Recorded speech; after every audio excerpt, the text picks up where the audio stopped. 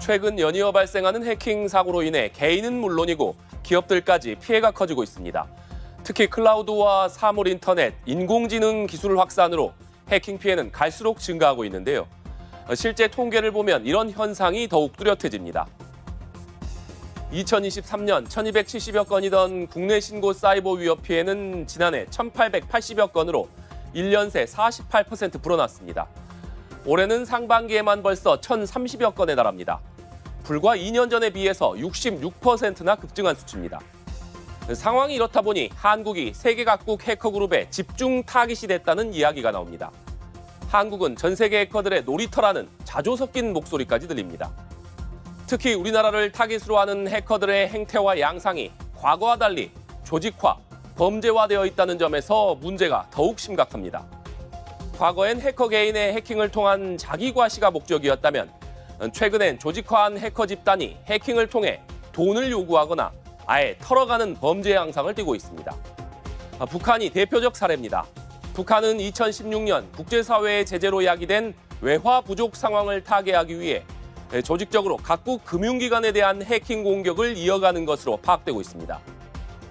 이렇게 국내외발 해킹 공격의 강도는 갈수록 높아지고 있지만 방어 능력이 충분한지는 의문입니다.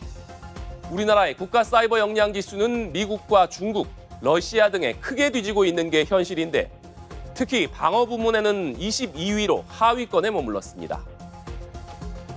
결국 국가 차원의 대책이 시급하다는 얘기인데 다른 나라들은 이런 해킹 공격에 어떻게 대응하고 있는지 확인해 볼까요? 해외 주요국들은 국가 차원의 사이버 안보 컨트롤 타워를 만들어 민간 기업들과 체계적인 협력 시스템을 구축하고 있습니다.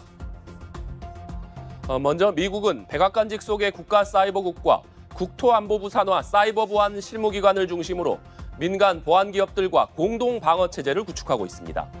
지난 2023년에는 북한과 중국, 러시아와 이란을 사이버 적성국으로 규정하고 이들 국가 해커 조직과 전쟁을 선포하기도 했습니다.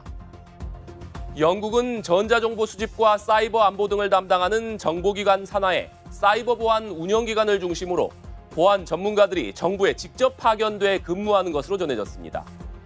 독일 역시 연방정보보안청 주도로 민간 기업들과 함께 필수 인프라에 대한 규제를 통한 보안 기준을 강제하는 것으로 알려졌습니다.